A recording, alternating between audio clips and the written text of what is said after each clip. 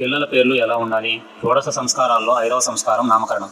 బిడ్డ పుట్టిన 10వ రోజు అన్ని కులాల వారు పేరు పెడతారు. బ్రాహ్మణులు 11వ రోజున, క్షత్రియులు 16వ రోజున, వైశ్యులు 21వ రోజున, ఇతర జాతుల వారు 22వ రోజున పేరు పెట్టుకుంటారు. దీనికి పంచాంగం చూడవలసిన అవసరం లేదు. ఉదయం 11:30 తర్వాత 12 గంటలలోపు నామకరణం చేయవచ్చు. మధ్యాహ్నం తర్వాత సాయంత్రం సమయంలో రాత్రిపూట నామకరణం చేయకూడదు. తండ్రి లేకుండా పేరు పెట్టకూడదు. తండ్రి రాని పక్షంలో లేదా లేని పక్షంలో తాతగారి ఒడిలో పరుండబెట్టి నామకరణం చేయాలి. తాతగారు కూడా లేని పక్షంలో పురోహిత బ్రాహ్మణుని ఒడిలో పరుండబెట్టి నామకరణం చేయాలి. అబ్బాయి పేరు సరి అక్షరాలలో, అమ్మాయి పేరు బేసి అక్షరాలలో ఉండాలి.